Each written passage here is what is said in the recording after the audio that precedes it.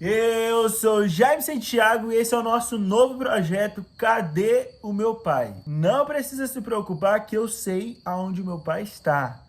Você já parou para pensar sobre a importância da paternidade, como um pai pode ajudar e influenciar um filho? Então, esse canal veio como uma forma de juntar crianças, jovens e adultos em um papo cabeça como desenvolver ações comuns do dia a dia, como escolher bem um corte de cabelo ou um bom perfume, ou até como se comportar diante de algumas ações e algumas pessoas. É muito papo cabeça e muita resenha. Se já foi na barbearia, é basicamente isso que a gente vai fazer neste canal que vos fala. Talvez você esteja se perguntando, Jaime, de onde surgiu essa ideia de cadê o meu pai?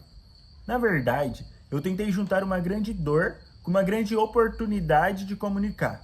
Para você que não sabe, eu acredito que eu tenho a arte da comunicação de certa forma. E eu uso das redes sociais para fazer isso, a ir ao encontro das pessoas para falar coisas boas. Infelizmente, como muitos aqui, eu não tive a minha juventude com essa relação muito tranquila paterna. Porque, basicamente assim, eu sei aonde está meu pai, tá? Os meus pais, eles foram casados durante a minha juventude.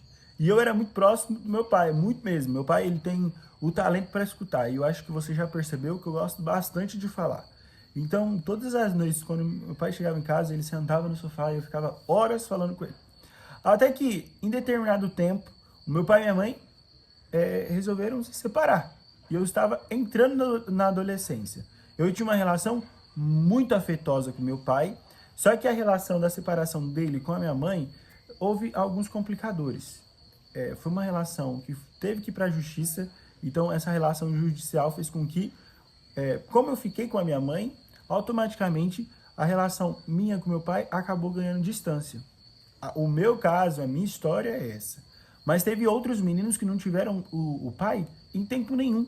E graças a Deus ainda, o meu pai, ele acabou tendo que sair diretamente da minha adolescência e juventude, que é onde eu estou hoje, com 22 anos, mas outras pessoas ocuparam esse lugar. E até hoje ocupam. O meu irmão mais velho, que já tem mais de 30, o meu avô até os meus 20 anos, quando ele acabou indo morar com o Papai do Céu, e entre outros homens que apareceram na minha vida e tiveram essa relação paterna.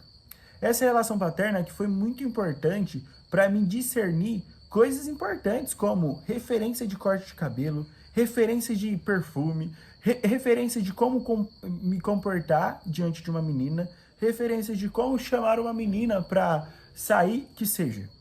A criação e a referência de um homem é importante nessa construção de você também como ser humano. E não ter um pai é muito difícil. Eu estou certo de que uma das minhas principais dores em relação a tudo isso foi não ter tido o meu pai mesmo, o homem que ajudou a me dar a vida, não estando comigo no dia que eu fui tirar a carta de motorista, no dia que eu precisei aprender a fazer a barba, no dia que eu tive que trocar de barbeiro. É claro que eu amo todas as pessoas que ocuparam papéis importantes dentro da minha construção como homem, mas é nítido que eu senti a falta do meu pai. Por exemplo, quando eu fui aprender a dirigir, eu tive que ir para uma autoescola. Meu pai tem carro, dirige a vida toda. Ele não me ensinou a dirigir. Quando eu precisei aprender a fazer a barba, Inclusive, até hoje eu não sei fazer direito. o meu pai não estava aqui para me ensinar. Quando eu entrei na faculdade, apesar de meu pai não ter tido muitas oportunidades com os estudos, ele também não participou exatamente dos meus conflitos em relação aos estudos. Eu precisei trocar de emprego, ele não estava lá. E tudo isso fez com que eu ficasse um pouco perdido em relação a como me comportar diante de tudo isso. E muitas das vezes, essa vacância de uma referência como essa me fez ir para a internet ou ir para outros meios para tentar encontrar respostas, como fazer a barba? Google, pesquisa. Ou quais os melhores perfumes da atualidade hoje? Barato, porque eu tenho pouco dinheiro. E aí fui para a internet. E então eu resolvi fazer um perfil aqui no YouTube para ter esse diálogo direto, para que a gente possa construir uma relação direta de paternidade, juventude, de crescimento e de masculinidade. Eu vou dar exemplos básicos da minha vida sobre a ausência do pai, por exemplo. Quando eu estudo direito, né? E aí, quando eu comecei a usar social para estagiar, eu não sabia dobrar a manga. Então, as minhas roupas sociais, elas ficavam até aqui. E eu não sabia dobrar para cá. Eu precisei ir pro TikTok para aprender. Outro exemplo legal também foi quando eu terminei de tirar a carta. O meu pai tem carro a vida toda. Eu precisei pegar o carro do meu padrasto para mim aprender a dirigir. E a primeira vez que eu peguei o carro, ele ficou puto comigo porque eu achava que a ré era para frente.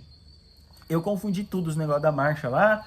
E até hoje eu tenho prejuízos em relação a isso. Irmão, se você já se identificou com qualquer coisa aqui, por favor, se inscreva no canal, deixe seu comentário e o seu like pro YouTube entender que você gostou desse tipo de conteúdo, né? Primeira vez que eu levei uma menina pra sair, eu não sabia exatamente qual hora que chegava a hora do beijo. E eu não pude perguntar pro meu pai também. E aí ficou um negócio, a gente comeu, eu sabia que na hora de comer não era hora de beijar. A gente conversou antes de comer, eu sabia que ela brava, com fome, também não era a hora de beijar. Aí, depois que a gente terminou de comer, eu achava que o restaurante, como era um lugar muito público, também não era lugar de beijar. Aí eu levei ela pro outro lado, pra frente da praia. Na frente da praia eu sentei com ela do lado de um morador de rua, eu imaginava, aqui também não é lugar de beijar. Irmão, eu passei com a menina algumas horas.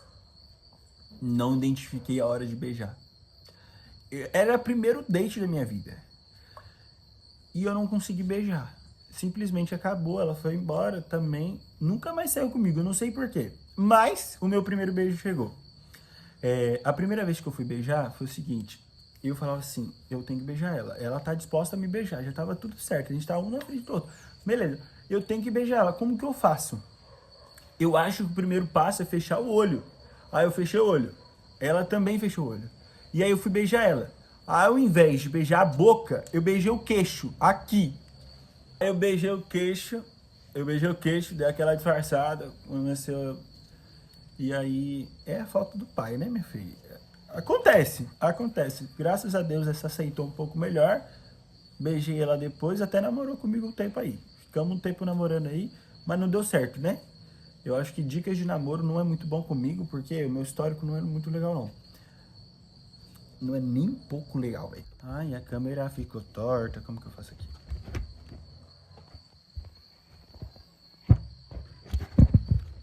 Eu já me apresentei. Agora a apresentação já aconteceu. A gente precisa avançar. E como que vai ser isso? 2 encontros por semana para pautar coisas importantes para o nosso crescimento. Beleza? O encontro acontecerá no YouTube. E no começo, para uma alavancagem, eu também vou subir alguns vídeos inteiros e alguns cortes no Facebook e também no Instagram. No TikTok a gente está chegando porque a gente vai em todo lugar. A ideia é essa.